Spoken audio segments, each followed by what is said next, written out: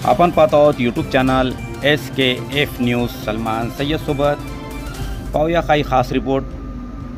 पाथरी शहरात Dnyanradha multi-state cooperative बँकच्या ठेवीदारांना व खातेदारांना न्याय मिळवून देऊ असे प्रतिपादन सईद खान यांचे। पाथरी शहरात शिवसेनेचे अल्पसंख्याक प्रदेशाध्यक्ष सईद खान भैया यांच्या मार्गदर्शनाखाली Dnyanradha multi-state cooperative bank Beed शाखा पाथरी व मानोदच्या खातेदार व ठेवीदारांचा बैठक मेळावा घेण्यात आला। कोट्यवधी रुपयांची घबाड करणारे अर्चना सुरेश कुटे संचलित Dnyanradha multi-state cooperative bank Beed च्या वतीने अनेक बँक ठेवीदारांचा जीवनभराच्या मेहनतीचा पैसा मोठ्या प्रमाणात अडकलेला असताना कुटे पती पत्नी परदेशात पळून जाण्याच्या तयारीत आहेत, परंतु आम्ही हे कदापिही होऊ देणार नाही। लोकांच्या कमाईची पायी आम्ही मुद्देमालासह वसूल करून देऊ। शिवसेनेच्या आणि सदर बँक ठेवीदारांच्या शिष्टमंडळाला सोबत घेऊन मुख्यमंत्र्यांना भेटू व वेळ पडल्यास कुटे कुटुंबियांची संपत्ती जप्त करायला लावू व त्यातून सर्वसामान्य लोकांचे पैसे परत द्यायला लावू असे प्रतिपादन शिवसेना अल्पसंख्याक प्रदेशाध्यक्ष सईद खान भैया यांच्या वतीने ठेवीदारांच्या मेळाव्याला निमित्त करण्यात आले। पाथरी तालुक्यातील व परभणी जिल्ह्यातील सर्व बँकमधील ठेवीदारांचा मेळावा दिनांक 2 जून 2024 रविवार रोजी शिवसेना भवन पाथरी येथे आयोजित करण्यात आला होता। यावेळी माजी आमदार माणिकरावजी आंबेगावकर नाना, चक्रधरजी उगले, सर्जेराव गिराम आणि ताई सरोदे, विठ्ठल रासवे, प्रल्हाद नाना चिंचाने, पप्पू भैया घाणगे यांच्यासह ठेवीदारांनी आपले मनोगत व्यक्त केले। कार्यक्रमाचे सूत्रसंचालन LR कदम यांनी केले। यावेळी सर्व शिवसेना पदाधिकारी कार्यकर्ते मोठ्या संख्येने उपस्थित होते। यावेळी परभणी जिल्ह्यातील शेकडो ठेवीदार या मेळाव्याला उपस्थित होते। आपण पाहत आहोत यूट्यूब चॅनल SKF न्यूज। मानवच्या जनतेला सर आव्हान दिलं आणि ह्यांनी पुन्हा SP साहेबांकडे 21 तारीख दिली, म्हणून मी आंदोलन पुन्हा मागे घेतल्यासारखं झालं। आणि कशापोटी म्हणा, एक छोटे माणसं असते, छोटे समाज असतो छोटा, किंवा ठीक आहे आपल्याला एखादा टक्का जास्त कमिशन भेटतं या लालचीपोटी म्हणा, किंवा त्यांचा व्यवहार चांगला होता, ते गोड बोलत होते, रिस्पॉन्स चांगला देत होते, सर्व्हिस चांगली देत होते, कुठल्याही कारणाने का म्हणा तुम्ही आम्ही सगळे भूलतापाला बळी पडलो आणि आपली जमा केलेली मायापुंजी कोणी मुलाच्या शिक्षणासाठी केली असेल, कोणी मुलीच्या लग्नासाठी केली असेल, कोणाचे प्रत्येकाचं वैयक्तिक काही स्वप्न असेल त्या स्वप्नाच्या पूर्तीसाठी, किंवा ठीक आहे आपल्या हातात नगदी व्यवहार राहिला, नगदी पैसे राहिले तर ते इकडे तिकडे खर्चून जातील। आमचे नेते माजी आमदार माणिकराव आंबेगावकर साहेब, शिवसेनाचे नेते चक्रधर उगले साहेब, शिवसेनाचे नेते सर्जेराव गिराम साहेब, आमचे जिल्हा प्रमुख नाना टाकडकर साहेब, आमचे शिवसेनाचे नेते पप्पू भैया गांडगे, सर्व आमचे शिवसेनाचे नेते और समोर जे विषय 15 दिवसापासून हे चालू आहे, खूप गंभीर विषय आहे। कामून लोकांचा कष्टाचा पैसा आहे आणि पाथरी तालुक्यामध्ये आणि जिल्ह्यामध्ये असा कोणताच उद्योग नाही की लोकांना 4 पैसे त्याच्या माध्यमातून भेटू शकते। इथं काय करणार लोक, शेती करणार, कष्ट करणार आणि पैसे कमविणार। आज अनेक लोकांवर बँकेचा कर्ज आहे, अनेक लोकांना शेत्या विकलेले आहे, आपल्या मुलीच्या लग्नाला, घर बांधायला। शेतकऱ्याची परिस्थिती खूप बिकट आहे, सांगायची काय गरज नाही मला। हे विषय 15 दिवसापासून सर्जेराव काका झाले, चक्रधर उगले साहेब झाले, माणिकराव आंबेगावकर साहेब झाले, आमचे खूप बैठका झाल्या या विषयावर। हे विषय कसा करायचा आहे, आता कसं आहे की उगले साहेबांना जे सांगितलं, अनेक वर्षापासून ही परिस्थिती चालू आहे। बँकवाला कुणी ना कुणी बँकेचा फ्रॉड होते आणि गोरगरीब त्याच्यामध्ये मरते। हे विषय असा आहे की आता आपण समजलं पैसे आपल्याला वसूल करायचे असले, आता मला आज सकाळी त्याचा फोन आलता की भैया आंदोलन बैठक करू नका। मी म्हणलं जे मोठा माणूस आहे तुम्ही त्याचे पैसे द्यायले, ज्याच्या मनगटात जोर आहे त्याचे पैसे द्यायले, आणि गोरगरीब ज्याचा काय कोणा आधार नाही, ते कोणाला बोलू शकत नाही, त्याचे पैसे तुम्ही द्यायले नाही. मी म्हणलं तुम्हाला मी सांगतो, प्रामाणिकपणे सांगतो की मी आज एक यादी तयार करणार आहे. ते यादी मी तुमच्याकडे पाठवतो. तुम्ही ते यादी बघा आणि यादीमध्ये मला सांगा किती इन्स्टॉलमेंट मध्ये तुम्ही लोकांचे पैसे देणार.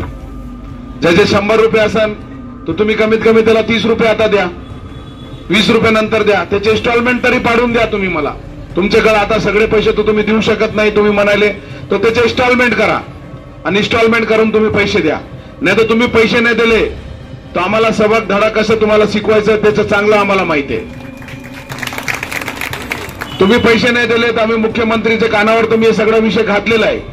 सीएम साहेबांना मला सांगितलेलं आहे की मी 10-15 लोकांची कमिटी करा, 10-15 लोक तुम्ही मुंबईला या. मी साखर मंत्रीला बोलितो, मी डीडीआरला बोलितो. आपण हे विषय उगले साहेब कलेक्टर डीडीआरला तिथेच बोलवायचं, कुठं मुंबईला साहेबाकडे, आणि आपले 15 लोकांची कमिटी तिथेच मिटिंग घ्यायची, तिथेच साहेबाला आदेश द्यायला लावायचं. जे बी कारवाई करायची आपण एक ऍडव्होकेट, एक चांगला वकील लावू, त्याच्यामध्ये लिगली सगळे गोष्टी करू.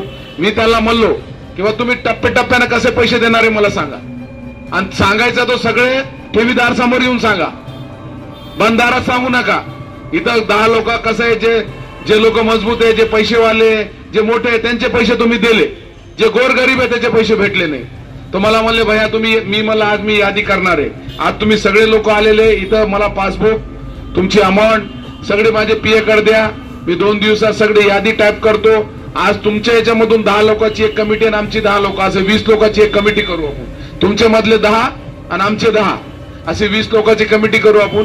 आणि 20 लोक महाराष्ट्राच्या मुख्यमंत्रीला जाऊन भेटू, साहेबाला साखर मंत्रीला बोलू, आणि पैसे कसं भेटत नाही बघू ना. नाही भेटले तर त्यांचे प्रॉपर्ट्या जप्त करू, प्रॉपर्ट्या त्यांचे विकू, आणि ते प्रॉपर्ट्या विकल्यावर तुमचे पैसे भेटू शकते. असा प्रकार संभाजीनगरला बी झाला होता, तिथं बी झाला, तिथं पण पैसे भेटले. इथं बी पैसे कसे भेटायचे ते बघू ना आपण. पैसे काय सुटणार नाही का, म्हणून की पैसे सोडणं इतकी सोपी गोष्ट नाही. नाही दिले पैसे तर आपल्याकडे अनेक मार्ग आहे, अनेक मार्गाने त्याला कसं कोंडी करायची. आणि विदेशला आता कोणी जाऊ शकत नाही, विदेशला जाणं इतकं सोपं राहिलेलं नाही का, म्हणून की ते विदेशला बी गेला तो प्रॉपर्ट्या तर इथेच आहे ना, प्रॉपर्ट्या पडून गेले नाही. तुमचे पैसे काय विदेशला गुंतवणूक केलेले नाही, त्यांनी पैसे तर इथेच गुंतवणूक केलेली आहे ना. त्याच्यासाठी तुम्ही घाबरू नका. 100% आपण महाराष्ट्राचे मुख्यमंत्री साहेब असू द्या, साखर मंत्री असू द्या, आपण 100% पैसे काढू तुमचे. आता उगले साहेब म्हणले सारख्या इन्स्टॉलमेंटला भेटले का, म्हणून टप्प्याटप्प्याने भेटू द्या, कसं भेटू द्या, पैसे भेटायला महत्व आहे. का म्हणून की खूप कष्टाचा पैसा आहे. कोणाच्या मुलीच्या लग्नाचा पैसा आहे, कोणाचा घर बांधायचा पैसा आहे, कोणी शेती विकून पैसा टाकलेला आहे. मला माहित आहे खूप पैसा, म्हणजे आज ग्रामीण भागात पैसा म्हणजे खूप कष्टाने कमवावं लागते. आणि पैसा कमवायचा दुसरा काही साधन नाही. शेती, एक तो शेतीमध्ये कष्ट करावं लागते आणि तो शेती विकावं लागते. दोनच साधन आहे. पाथरी तालुक्यामध्ये नाही, जिल्ह्यात अशी परिस्थिती आहे. इथं काय MIDC नाही, इथं काय रोजगार नाही, इथं काय बाहेरचे बिझनेस करणारे लोक नाही. त्याच्यासाठी 100% आपण तुमच्या पाठीशी राहू. शिवसेनाचे सगळे नेते आमचे तुमच्या पाठीशी राहणार आणि मार्गदर्शन करायला आमचे नाना आंबेगावकर साहेब आहे. त्याच्यासाठी तुम्ही काळजी करू नका. एक 10 लोकांची आपण कमिटी बनवू. तुम्ही 10 लोकांचे नाव ठरवा. आम्हाला कोण 10 लोक याच्यामध्ये वेळ देणारे लोक द्या, नाही तो काय त्याने म्हणणार बाबा लोकांचे पैसे मै कशाला वेळ देणार आहे, आणि आम्हाला कोणी मॅनेज करत नाही. काळजी त्याची बी करू नका.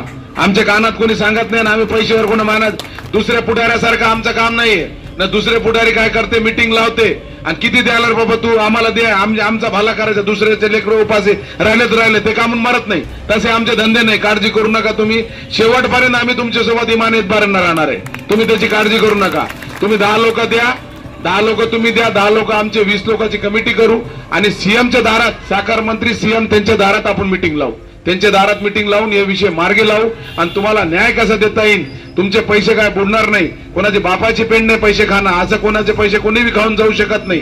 त्याच्यासाठी आपण ताकदीनं सगळे गोष्टी करू, लिगली सगळे गोष्टी करू आणि सीएम साहेबाचा बी दबाव त्याच्यावर टाकू. नाही ऐकला तर आपल्याकडे अनेक मार्ग आहे.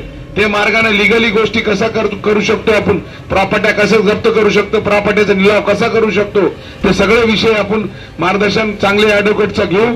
आणि तुम्ही 10 लोक, आणि आता जितके लोक आलेले तुम्ही सगळ्याची नोंद आमचे पीए कडे द्या. आणि इथं गर्दा नका करा. 10-15 लोकांना मध्ये पाठवा. ते 10 लोकांना झाला दुसरे 10 लोकांना पाठवा.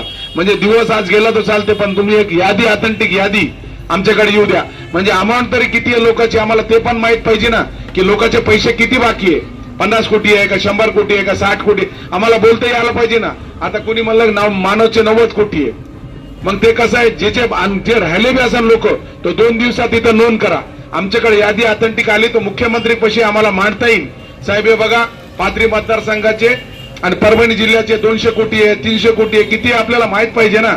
त्याच्यासाठी तुम्ही 10 लोकांची कमिटी मध्ये 10 लोकांचे नाव काका तुम्ही तुमच्या हिशोबाने त्यांच्यामध्ये हे जे लोक आहेत जे वेळ देऊ शकते आपल्याला तसे लोक 10 घ्या आणि आपले 10-20 लोकांची कमिटी करा.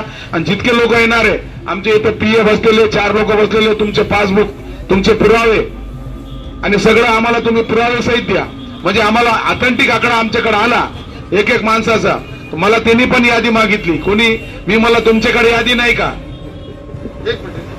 मी त्यांना म्हणलो की तुमच्याकडे यादी आहे ना, तुम्ही किती लोकांचे पैसे घेतले, डिपॉझिट किती लोकांचं आहे, तुमच्या बँकेमध्ये सगळा डाटा आहे, तुम्ही आम्हाला ते डाटा द्या आणि तुम्ही सांगा की बाबा तुम्ही कसे पैसे देणार आहे. 100 रुपये एखाद्या माणसाचे आहे तर तुम्ही किती पैसे देणार आहे आज, तुम्ही सांगा ना मला. ते म्हणते भैया तुम्ही वाढवू नका. अरे वाढवू नका, गोरगरिबाचे पैसे आहे ना, तुम्ही पैसे बी खाणार आणि वरून सांगणार की वाढू नका. त्याच्यासाठी मी म्हणला हे विषय वाढवायचा अगोदरच तुम्ही मला सांगा. त्याच्यासाठी तुम्ही ऑथेंटिक यादी द्या. अजून कोणी राहिला असेल तर ते माणसाला बी सांगा की 2-3 दिवस इथं लोक बसलेले आमचे, तुम्ही नोंद करा आणि तुमचे पुरावे द्या. आमच्याकडे एकदा ऑथेंटिक यादी आली तर आम्ही ते माणसाला आम्ही मुख्यमंत्रीकडे बोलू ना, सीएम साहेबाच्या टेबलवर यादी ठेवू, साहेब इतके पैसे लोकांचे आता हे किती देणारे सांगा आणि कसे देणारे सांगा. नाही द्यायचं तर मग पुढचं काय प्रोसिजर करायचं लिगली आपण ते पण करू. त्याच्या विश्वासावर बसायचं नाही का. म्हणून महिन्याभरात 15 दिवसात त्यांनी काय केलं ठीक आहे, नाही केलं तर आपण आपला प्रोसिजर तो चालू करून टाकू. नाही तर ते असं घोडीत ठेवणार की 6 महिने देतो म्हणून लांबिणार आणि नंतर काहीच देणार नाही. तसं काय होऊ द्यायचं नाही आपल्याला.